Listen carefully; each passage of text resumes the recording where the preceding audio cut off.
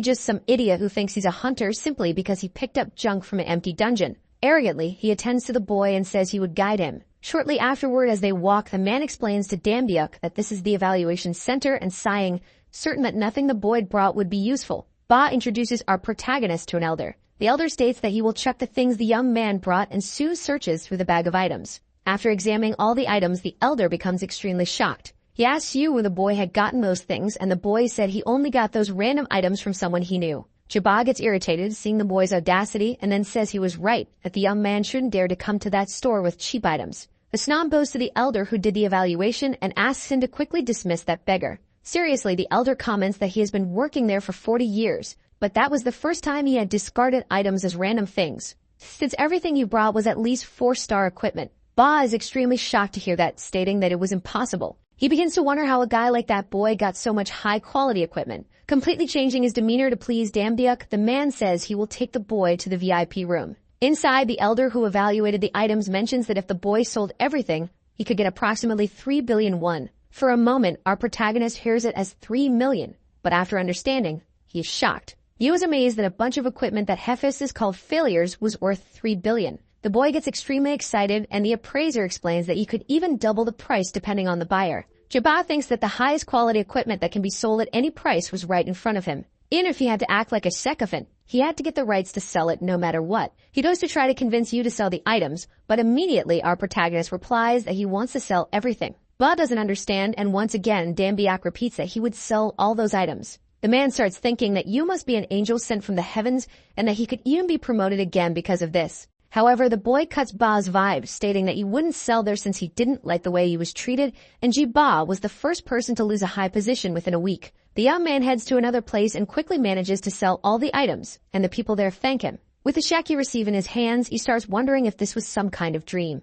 Crying, the boy couldn't even believe that he had money in his bank account because he couldn't even count how many zeros there were. He comments that he really realized he was too dirty from walking around all day. Looking in a clothing store window, the boy finds something that interests him. Smiling, Dambyuk thinks that because he worked so hard, he could treat himself to something, and then he would visit his mother the next day. The next day, in the room where Yu's mother was, the woman is impressed by something. The woman comments that it's been a while since her son last visited, and then she asks what all those gifts you brought were. The hospital maid of our protagonist's mother says that the woman should watch TV sometimes, and right after turning on the television, it shows an interview where Yu is being admired for defeating a dungeon. The other lady also explains that Dambyuk completed the dungeon with the talent he had, and the boy becomes embarrassed. After hearing that, Yu's mother is in disbelief that the young man had a talent. Yu begins to explain that he had recently acquired it. Our protagonist starts to say that he got it all of a sudden. But before he could continue, his mother slaps her hands on the table and gets worried about that. However, she reveals that she was just happy and crying with joy for her son.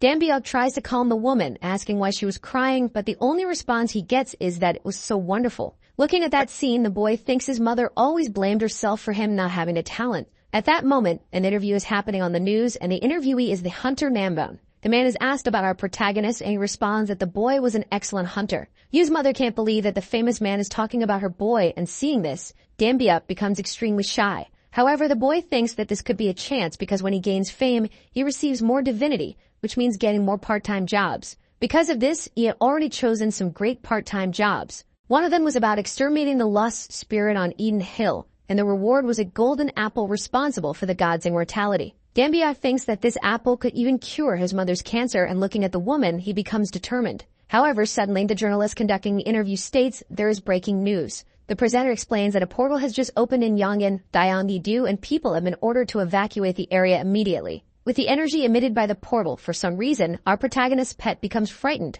hiding in his coat. The boy tries to ask what happened, but the poor animal can only tremble. As he brings his hand closer to the fox, Yu has a vision of a huge eye approaching planet Earth. With that vision, the young man falls silent for a moment, trying to process what he saw. Desperate, he tries to figure out what that was while feeling nervous, not knowing why. The news continues to report that the association has gathered some guilds because this portal is different from other dungeons and does not allow human entry. Our protagonist connects the illusion he had with that portal and tells his mother he must go even though the woman is reluctant about it. From that wormhole, which resembled an eye, several strange goblins start coming out. Nearby, an army of soldiers states that this is the third wave and everyone should prepare. At the top of a mountain, a foot steps in, beginning to analyze the entire area. Yu, wearing new clothes, thinks that this was the new portal while watching the soldiers fight the monsters. Confident, the young man tells his fox that they should go now. After a massacre against the beasts, one of the soldiers asks if the third round is over. One of the leaders says they should take a break before the next wave arrives, as the reporters are right there,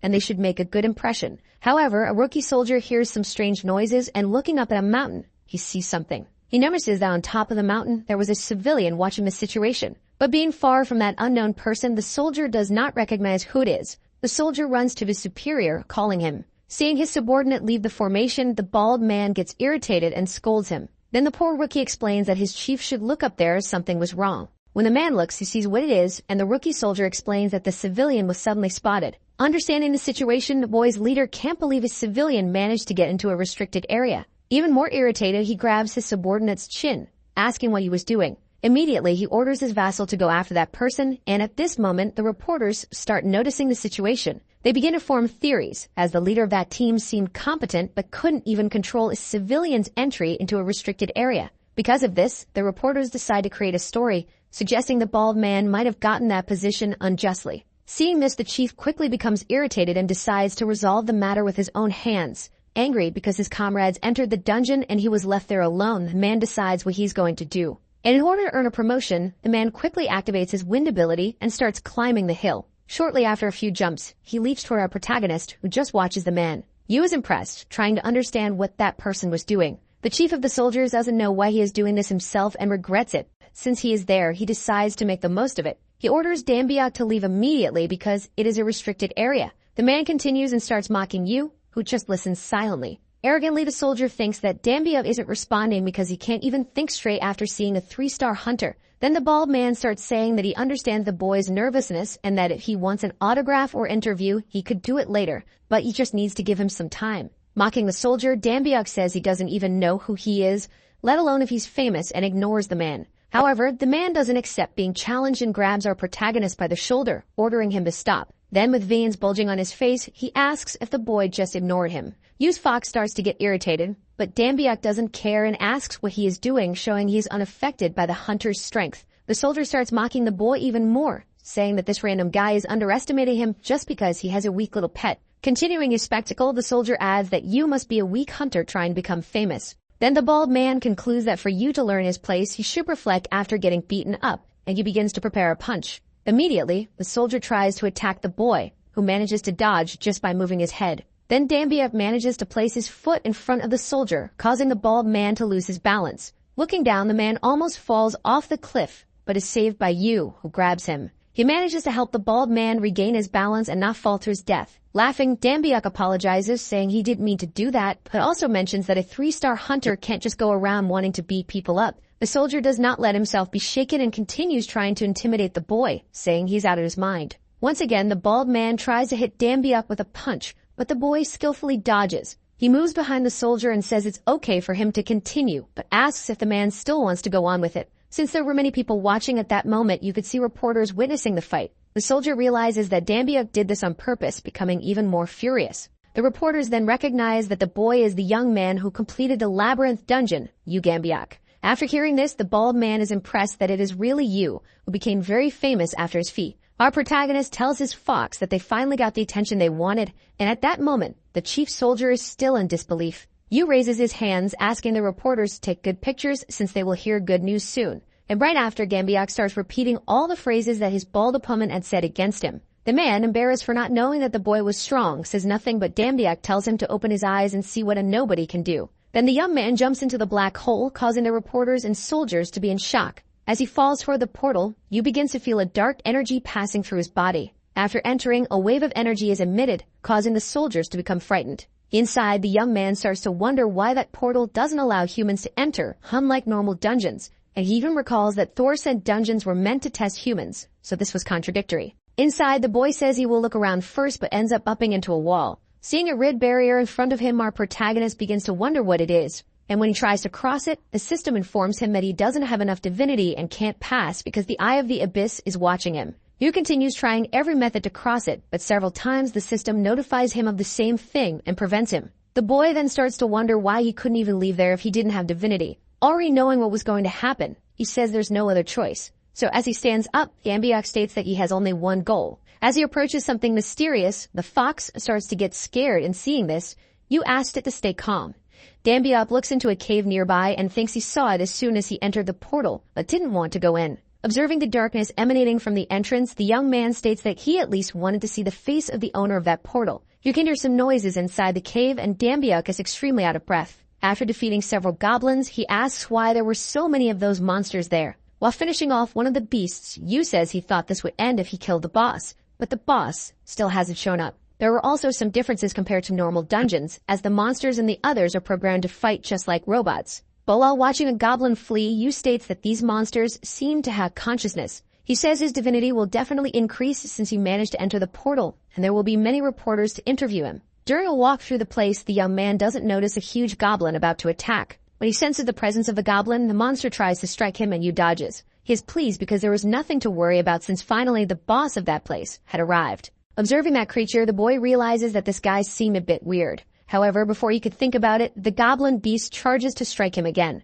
Our protagonist notices something strange and that the goblin beast is very slow. After dodging another extremely slow blow from the goblin, the boy finds it odd. He jumps on top of the beast's sword and questions whether that monster was really the boss of this place. He breaks the goblin's sword and then states that the monster is too weak. The creature looks somewhat confused, staring at its weapon and trying to understand what happened. However, before it could think too much, Dambyuk asks his fox to turn into a sword and quickly grabs it. With extreme agility, the young man slashes the goblin's chest deeply. After the strike, the creature falls to the ground while Dambyuk just watches. He is extremely confused, not understanding if it was really over that easily. Yu thinks there is no completion message, which means no one will believe he completed the portal like this. So the boy states that he should extract the monster's core to have at least some proof that he completed it. He starts cutting various parts of the goblin's body while stating that YouTube taught him how core extraction works. After several incisions, the boy finally finds what he was looking for. Dambyuk doesn't understand why the object is black since it is said that core colors are usually similar to bright crystals. Analyzing that strange thing, the boy notices it is moving. The black core slips from Yu's hand and starts crawling on the ground like a creature. Dambyuk doesn't understand what it is and wonders if he extracted the wrong thing. After piercing that living creature, a notification appears stating that the portal core has been collected and the portal will permanently disappear soon. Outside, several cracks are already forming on the ground due to the energy emitted by the portal. The police try to calm the citizens since, because one person entered the portal, a crowd has formed. The soldier who confronted Dambyuk is trying to explain how our protagonist managed to enter the portal. A doctor is next to her assistant, saying they should stop the citizens because the world will fall into chaos if that information leaks. There will be many criticisms against the academy because of this. The woman says that from dungeon investigators that will appear to the top leaders of the Hunters Union, everyone will want to know about it. And if anything else happens, but interrupting the woman, Dambyuk starts coming out of the portal. As he exits, he thinks that, as expected, there were really many people waiting for him outside. Many questions start coming his way, trying to understand how the young man got in there, but he first asks them to let him out.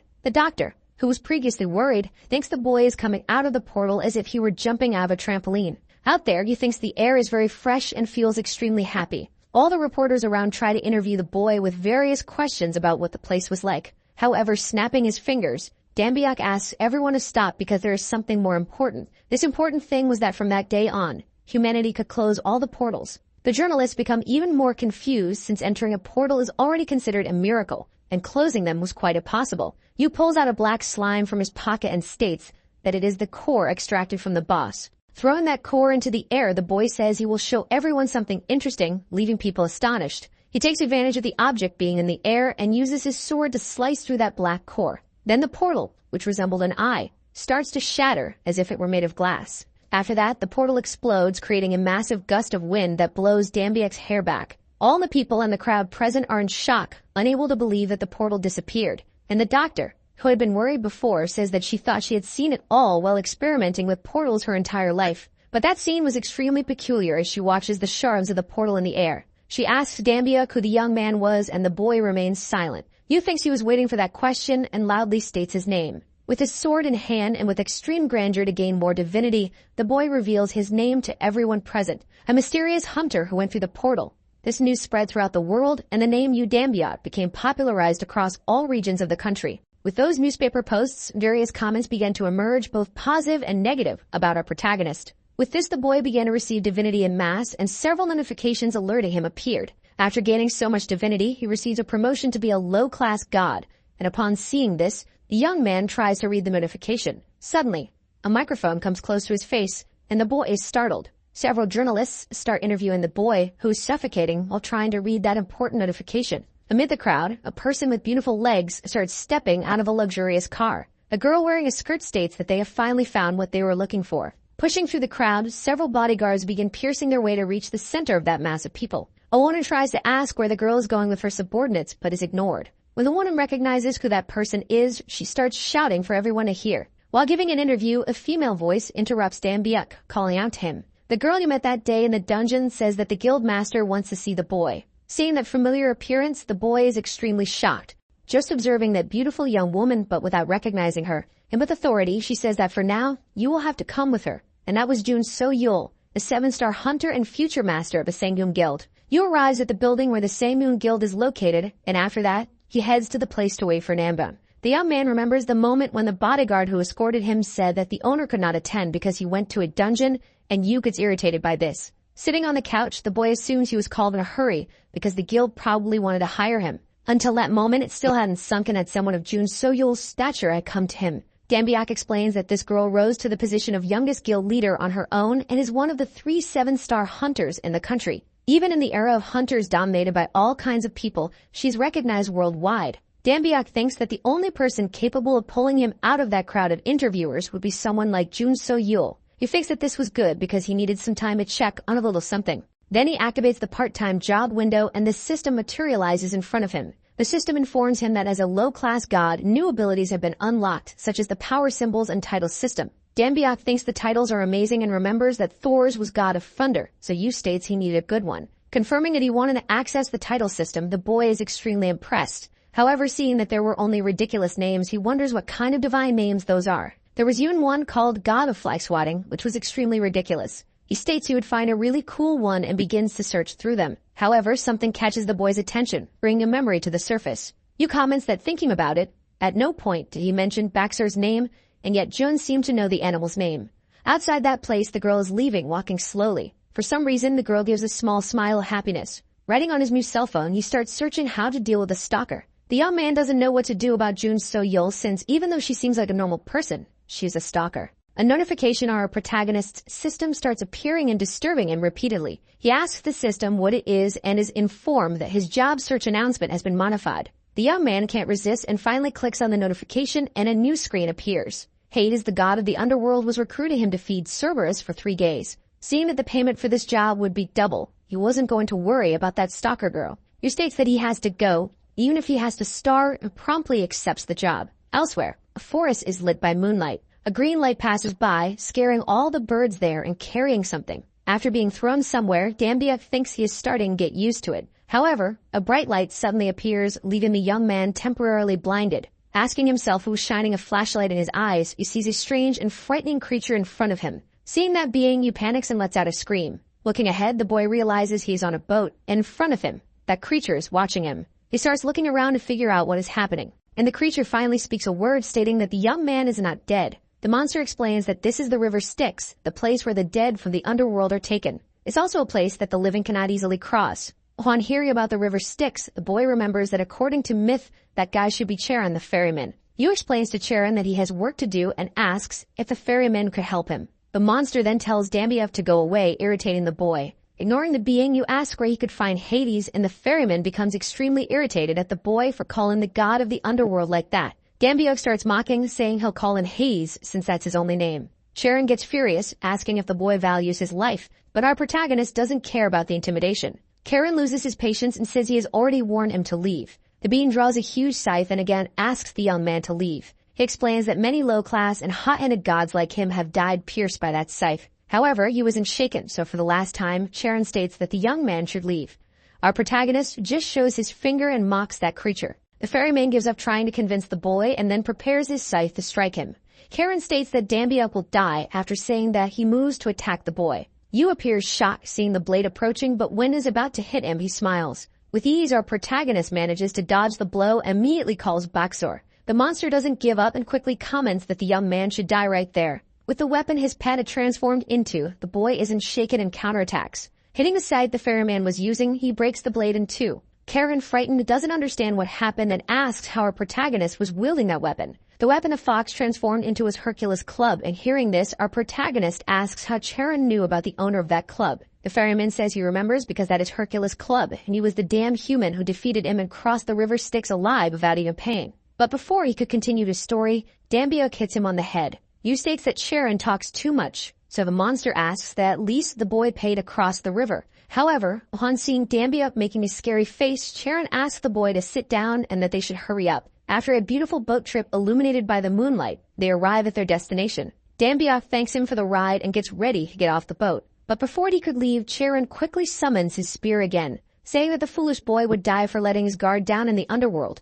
The man moves to attack our protagonist. Behind him, the boy had no idea an attack was coming his way until his power activated. After his intuition activates automatically, he quickly dodges to the side, not understanding what happened. Karen doesn't know how you dodged, and seeing this, the monster is shocked. Dambiak thinks that this intuition power made his body move faster than his thoughts. Annoyed, the boy turns around, saying he would have to beat up the ferryman for that betrayal. And after a long massage, the young man finally gets off the boat, saying he wasted too much time. Someone calls out to our protagonist and asks if he is the person who will take care of Cerberus. A beautiful blonde girl asks if he is the part-time worker. The lovely girl is Persephone, the goddess of flowers and queen of the underworld.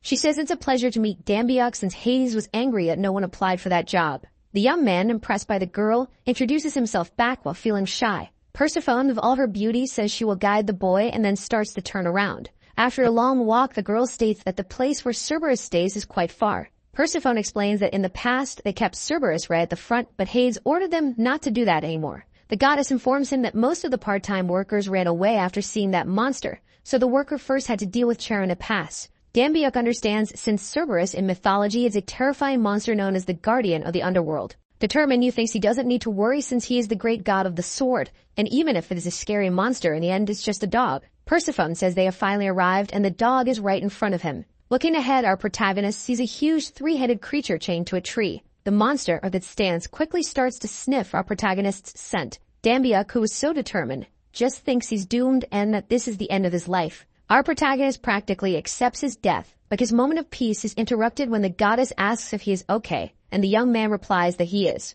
The girl takes out a piece of paper and explains that this is a small precaution personally written by Hades, and so Dambiuk needs to read it. Taking the scroll, he thinks that Hades wouldn't have thrown him to that monster without some preparation. So when he opens it, he thinks the god really had thought of everything and was at least somewhat decent. However, when he reads it, the boy realizes that the dog is a monstrous beast that would devour everything in front of it. After that, the boy throws the paper on the ground, stating that Hades is sending him to his death, and Persephone also says that the daily schedule is written on the back of the paper. When Yu reads this schedule and sees that besides feeding, he also has to walk the monster, he goes crazy. He gets completely irritated, tearing up the paper and asking Hades to stop this because there's no way he can take such a large animal for a walk. Noticing the boy's frustration, the goddess responds that there is no turning back and explains that the last worker who was caught by Hades trying to escape was dragged to hell. The girl says that this worker had all of his limbs ripped off and went through something so terrible she couldn't talk more about it. Realizing he has gotten into something extremely dangerous, Dambiuk quickly starts to fix the paper. After patching the scroll with tape, Yu states he made a mistake and asks the goddess where he should start. Persephone shows some nymphs taking meat to the storage and Yu asks if he should help them. After carrying a few pieces of meat, he asks what he should do with them and Persephone congratulates him on his work. The goddess explains that he should throw the pieces one at a time to Cerberus. The monster, seeing the food, looks completely different from before and starts drooling. Yu says that Cerberus was growling until a moment ago but practically turned into a normal dog at the sight of food. While shaking the meat, Dambiuk asks the dogs if they want to eat. The young man states that doing this reminds him of the time he worked part-time at a pet cafe and that even big animals have their own cuteness and traits. Looking at the dog, he says that if you take a good look, the monster even seems kind of cute. Foolishly, Dambiuk tries to make the huge creature sit. However, in response, Cerberus uses its paw to throw sand at Yu. All the monster's heads start laughing at our protagonist and even Persephone can't help but laugh too. Looking at Dambiuk covered in dirt, the goddess says the boy is really interesting. Persephone informs him that there's no point in ordering Cerberus around since the dog only listens to Hades and Yu understands why no one wanted to take this job. Irritated, he says that if it's going to be like this, he doesn't care anymore. Then immediately afterward, he throws the meat towards Cerberus. The food quickly hits the middle head of the animal. The other two heads start laughing and our protagonist thinks he failed to control this power. He also states that they shouldn't laugh at their own friends and then hits the remaining two heads with meat as well. The monster becomes extremely irritated by this and tries to charge at Yu. Our protagonist, seeing the creature approaching, stands firm, just staring it down. Cerberus tries to intimidate our protagonist with his immense size. However, before it could get any closer, is stopped by the chain it was tied to. Dambiuk begins to laugh and mock the animal since it couldn't do anything because it was restrained. However, after using so much force, the monster begins to break the chain in two. After that, it finally manages to free itself, and seeing this, Yu falls back in fear. He tries to understand how that animal simply broke that iron collar. However, before he could think about it, he's quickly attacked and forced to dodge to the side. Persephone, analyzing the situation, couldn't believe the chain had a chance to break.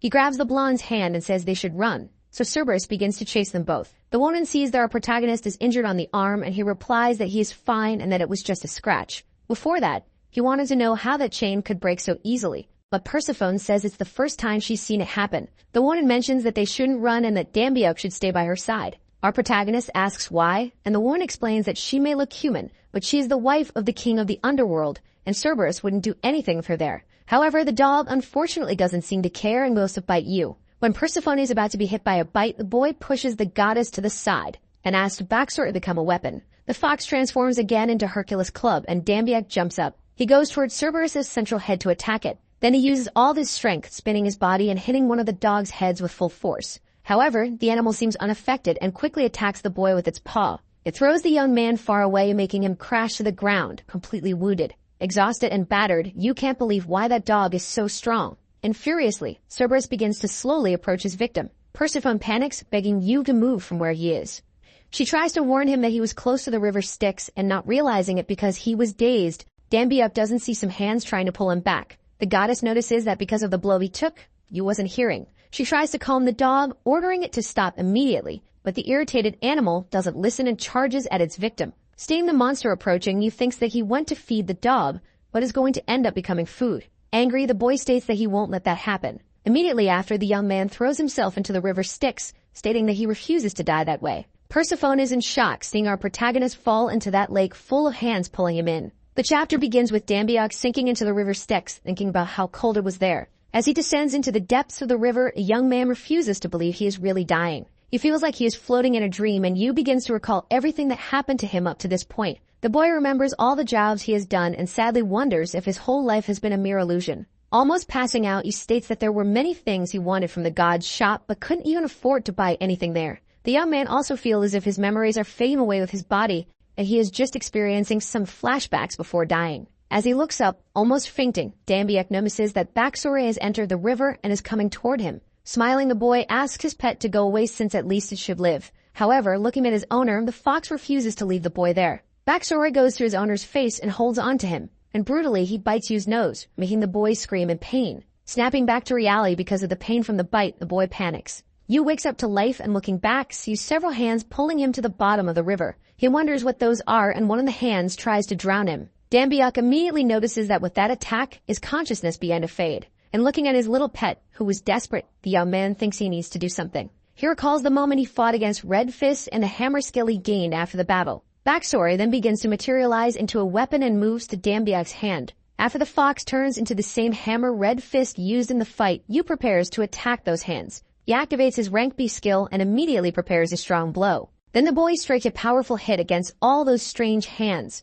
After they retreat, the young man moves back a bit, coming back to his senses. However, he realizes that he can't breathe and his oxygen is almost running out. The boy and the fox start frantically swimming upward. At this moment, from outside the river, a few bubbles can be seen appearing. Finally, after a few seconds, Dambiuk emerges from the water. Fighting for his life, the boy quickly swims and grabs onto solid ground. Upon reaching the ground, the boy begins to stand up but notices something in front of him. Standing before Yu is Cerberus, who quickly tries to attack our protagonist. Seeing this, Yu becomes extremely scared and can't react. Coldly, Cerberus bites Dambiuk. With the bite, the boy starts screaming in despair. However, he realizes he isn't feeling anything, and a notification appears stating that the river Styx effect is being activated. Several notifications appear informing him that he is immune to all types of attacks and strikes. The young man can't believe what he's reading and tries to understand what this is. He thinks that according to the legend, if you immerse your body in the river Styx, you will become an invincible warrior. The goddess Thetis dipped her son into the river Styx to make him the strongest warrior.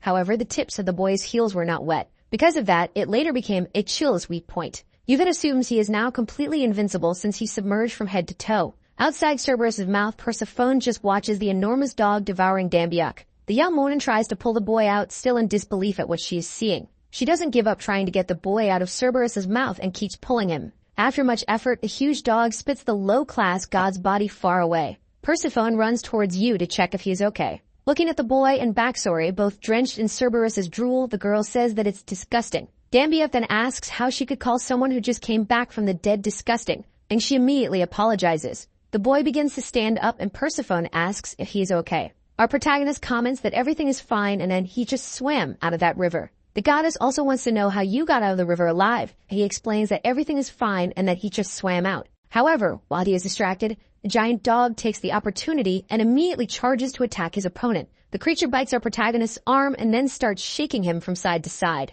However, surprising the monster and Persephone, Dambiuk seems unfazed by the bite and asks if Cerberus is done. The young man begins to mock the dog, saying that it was only tickling him. The goddess, watching this, thinks that there is no way a low-class god could be fine after being bitten by Cerberus, so she assumes that Yu has received the blessing of immortality. Seeing that he could do whatever you wanted with that blessing, Dambiuk comments that he's going to take the monster for a walk. After being released by the dog, our protagonist just stares at the animal. The beast, feeling challenged, keeps growling furiously at what is happening. You respond that there's no point in doing that, and if the dog continues with that attitude, there will be no walk. Finally, the monster sighs and turns around. While watching the creature walk away, Yu thinks that strategy worked well at the pet shop, but it didn't work with that huge dog. Unexpectedly, Cerberus bites his chain and then sits, waiting for Dambiuk to walk him. Seeing the sparkle in the animal's eyes, our protagonist thinks that Cerberus, despite everything, was still a dog. He then gets ready for the walk, holding onto the chains the dog was wearing. Persephone asks for a moment and calls for Yu's attention. The lady states that it's been a while since Cerberus last went for a walk, so Dambiuk should take it easy. The boy says he can handle it and comments that when he worked at the pet shop, he was called the dog president. Before he can continue talking, Cerberus starts running and pulls Yu along. Holding onto the chains Cerberus was leading, Dambiuk begins to ask the dog to stop. He crashes his body several times against objects on the ground and continues to be dragged for kilometers. Because of that, our protagonist even acquires a new skill. Behind him, Persephone begins to question what the boy is doing. The young woman then asks Dambiuk to use his divinity to strengthen his body. Yu doesn't understand what the girl is saying and wonders how she is keeping up with Cerberus at that speed. Persephone continues, stating that he needs to strengthen himself with divinity because Cerberus is too strong. And upon hearing the girl say that, the young man realizes something. Yu thinks that divinity is some sort of attribute but didn't know it could be used. While still being dragged, Dambiuk asks how to do that, and the goddess asks if he doesn't know how to use divinity. Dambiuk replies that he really doesn't know, and hearing this, the goddess is incredulous. She gets annoyed, commenting that it's impossible, but Dambiuk keeps insisting that he doesn't know. The wind blowing against his face was already torturing him, and Yu wonders how long that dog will keep running. Persephone tries to explain to Yu that he should recall the feeling of using his power. However, the young man remains reluctant, but already irritated. Persephone states that he should just try, and eventually he would get it. The boy begins to think about what the goddess said regarding the feeling of using his power, and he recalls that his sword god's instinct ability activated suddenly during a battle with Charon. The goddess, trying to be clearer, explains that controlling divinity is like controlling the water inside your body. The boy then does just that, closing his eyes, imagining as if he were controlling water. A golden aura begins to cover his body, and he quickly opens his eyes and pulls Cerberus back. The dog, which was frantically running, quickly stops, not understanding what just happened. Yu, using his divinity, manages to make the huge dog stop running immediately. Dambiuk doesn't understand what is happening and can't even believe what is right in front of his eyes. The woman then says that this is great and also comments that he should focus the divinity on the part of his body he wants to strengthen. Cerberus isn't happy with this, so the dog bites his own chain and tries to compete in strength with Yu. Seeing that he couldn't keep up due to Cerberus's strength, the young man gets anxious. Then he decides to do what Persephone said and starts focusing his power on one part of his body. Yu does so and then pulls the enormous monster back with all his strength. With that, he manages to throw Cerberus into the air. Seeing this, Persephone is in shock, not believing that the boy had that much strength. After throwing the dog, our protagonist makes the monster crash its back against the ground. Dambiuk says that's enough walking for today and tells Cerberus that they should head back. The dog, with his immense strength, doesn't give up the fight and continues growling at Yu. Realizing that the animal would resist, the young man states that he will do it his way. Immediately afterward, he begins to drag the huge monster through the forest. Persephone starts laughing at the dog being dragged away and then quickly follows the boy. The girl was a little incredulous, as it was Dambiuk's first time using divinity, and yet he managed to do all that. Smiling, she says she thinks she found a good employee this time. The boy thinks it is all strange since he can clearly see that Persephone is strong, that she didn't interfere in the situation. Dambiuk, trying to get answers, asks if he could ask the goddess something, and she replies that he can.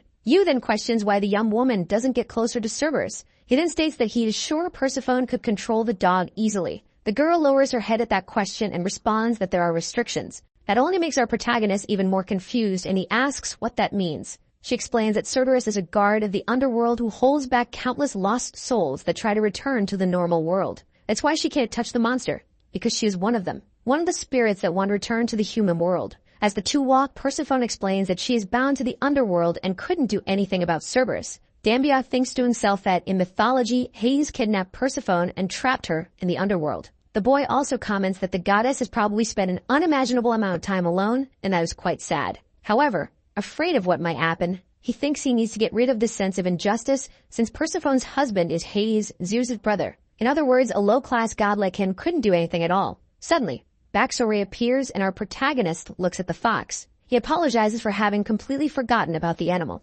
After some time driving Cerberus along the forest path, they finally arrive at the enormous gate Cerberus was guarding. There, the dog stands up and becomes alert. You ask why he suddenly changed like that. Persephone explains that the dog is chasing the dead since, despite his appearance, Cerberus takes his job seriously. The goddess informs him that once the boy chains Cerberus back to the pillar, he will have finished his morning duties. While holding Cerberus's chain, Dambiak thinks that Hades must be very strict. He also mentions that he doesn't know why the god is raising a dog only he could handle. As he gets closer to the pillar where Cerberus is tied, the boy's intuition talent activates, and he notices something. For some reason, a strange object was inside that massive structure. The young man begins to wrap his hand in divinity and thinks he should take a look. Persephone says they're done with the morning duties and should only prepare for the afternoon. But when she looks at Dambiak, she notices that the boy is frantically hitting the pillar. She doesn't understand what he is doing, and suddenly Dambiak finds the object he was looking for and begins to pull it out. For some reason, the goddess seems incredulous at what she is seeing. Yu says he saw something inside that structure and pulled the object out.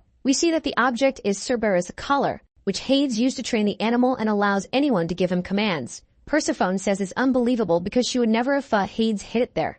She also says she couldn't find it no matter how much she searched. The girl asks how you found it, and the boy replies that it was just a hunch. Dambiak asks if it's really that great for the girl to be completely amazed. The goddess explains that it is because Cerberus is the symbol of the underworld, and commanding him is the same as controlling the entire underworld. Looking at it, Dambiak thinks it just looks like a regular dog collar. He assumes he couldn't use it since it's Hades' property. Persephone puts her hand over her mouth and thinks for a moment. Then she says it doesn't matter and the young man could use the item whenever he wanted. The girl explains that it's not like using it would be against the rules and Hades always told her to look for that collar. Persephone explains that Hades said if she found that collar, she could train Cerberus. Hearing this, Dambiak thinks to himself that he shouldn't miss the chance to make this job easier. The young man approaches the huge dog and asks it to let him put the collar on. However, Cerberus does not allow it and remains resistant to Yu's presence. Noticing this, Yu tells the dog that he hasn't learned his lesson. Once again challenged, the monster begins growling at the boy. However, after a massage session on the poor creature's face,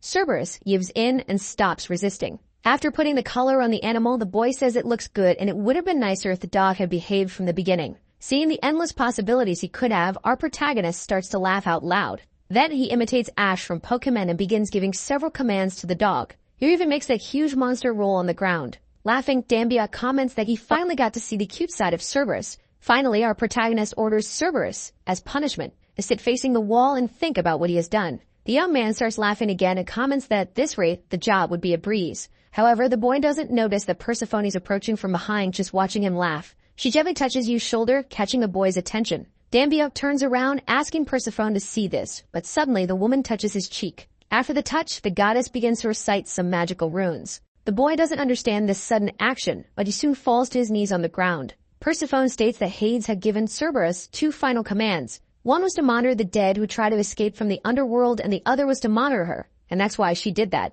At that moment, Dambiak's consciousness begins to fade as if he were feeling sleepy. Yu just watches the goddess leave, and then the woman wishes the boy a good sleep. She turns around and starts walking away while saying that Yu doesn't need to worry because she would return before Hades. Fallen on the ground and almost asleep, the boy thinks that for Hades, the most important thing wasn't the underworld. The boy thinks he can't let this happen, but sleep takes over his body and he falls asleep. After an unknown amount of time, Dambiak finally begins to regain consciousness and sees Baxoria above him. Confused, the boy just tries to understand what is happening. Suddenly, he remembers what happened and gets up, wondering why he had fallen asleep. Looking around, Yu searches for Persephone but realizes she is no longer there. Desperate, the boy thinks he is in trouble and that his life is over. Activating the part-time job system, the boy also wonders how long he slept.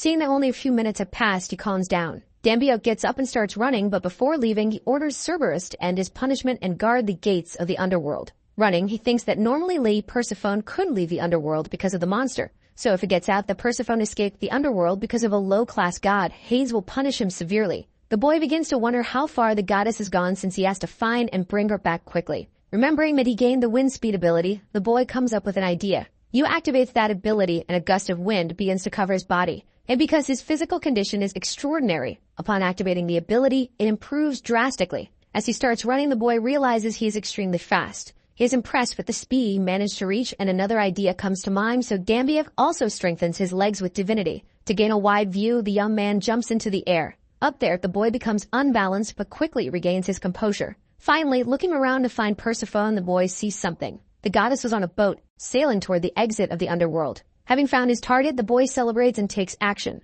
The lady on the boat under the moonlight continues calmly. Suddenly, a sound echoes, startling Persephone, who becomes alert.